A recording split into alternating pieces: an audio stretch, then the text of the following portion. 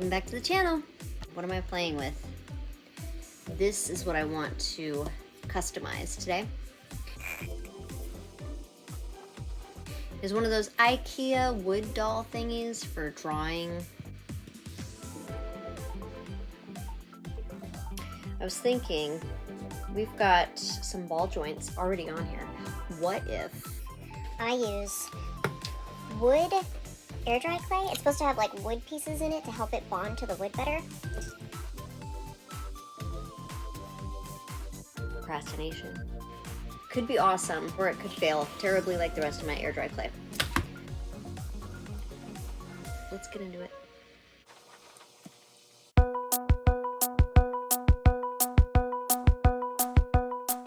Before we can add on to this wooden doll, we need to subtract some of these sharp edges. So I got out some wood carving tools. I don't know how to use them, but let's give them a try.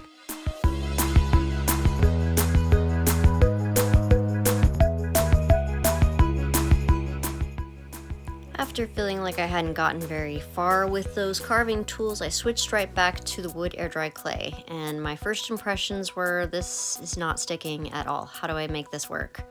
It's supposed to stick to the wood. What am I doing wrong? Maybe this piece is too big. Maybe I just need to do each little tiny feature one at a time. Let's start out with a little unibrow for you.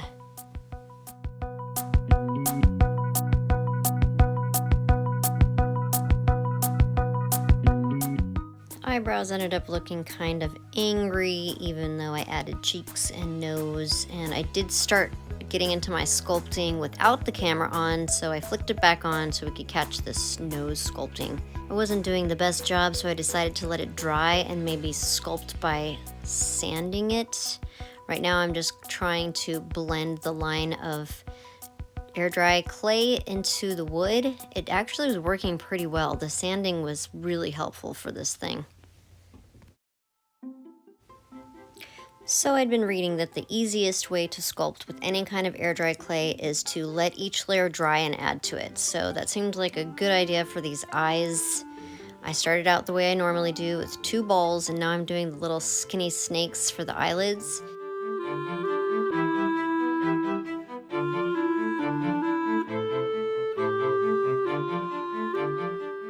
The darkness of the wet clay makes it look like this poor guy has a huge black eye. Just when I thought these eyes were the creepiest thing I'd made, I made this mouth. Might as well throw some ears on there too, why not? It's a masterpiece. Let that dry for a couple of years, and now it's not so bad. I did some sanding, smoothed everything out, tried to get everything pretty much the same color and very, very smooth. I really love this new Dremel. I did inhale a lot of wood though. Moving down from the head, it's time to add some bazoomies. I really wanted to do a character with small boobies for once, but the barrelness of this chest is just not making this look great, so I'm gonna have to make them bigger later. Switch to hands! I have a little bit of wire here. I'm going to try and make a little hole and insert it and glue it for all the fingers. Oopsies. I'm just gonna use regular old school glue for this because there's going to be wooden air dry clay on top of it. So let's just dip it and fit it and let it dry.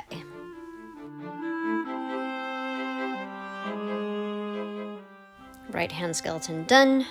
Left hand skeleton done. And now to put some flesh on these fingers. Here is our wood air dry clay again. It was very sandy and sloppy because it needed to be super wet to stay together, but this wet paintbrush was really great at blending it into the wood and moving the sandy clay around exactly where we needed it to go. But this was a very long and tedious process. Now we're going back to that boob job. We're gonna have to fix these ladies. They need to be more proportional I guess, to this barrel chest. I did try to start sculpting on some hip bones on here too. They're looking a little strange, like it's a hip bone skirt. The bottom half of this torso is just kind of awkward the way it stops off. They really should have given this girl some sockets for these ball joints on the legs. And our augmentation is complete. Now I'm just going to blend it a little bit and let it dry and use the little Dremel to make it smooth. Back to these persnickety hands. It was really impossible to make these fingers. I just had to slop some of this on here, and of course it wasn't staying because it really has to be soaking wet to stay and blend in with the old. Yeah, let's just tilt your hand up here so we can get to it better. And there goes the air dry clay from the back. It's okay, everything's fine. Just put it back on and we'll move forward. Teeny tiny hands, impossible to make. Teeny tiny fingers, so much is at stake. It looks like I'm making you out of cookie dough. How am I gonna make this? I really don't know. Teeny tiny hands. Let's whip up a quick butt. Actually, let's slow this down a little bit. We gotta address these cracks. There should only be one crack in your butt, ma'am. This is way too many. This is excessive. Let's get this smoothed out.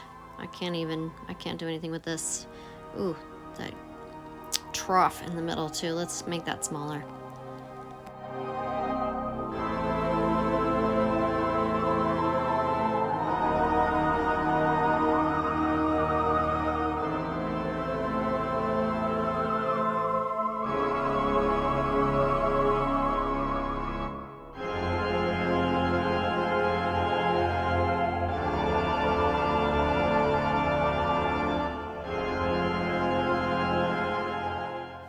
Alright, basic shape is on. Now we can quickly smooth everything.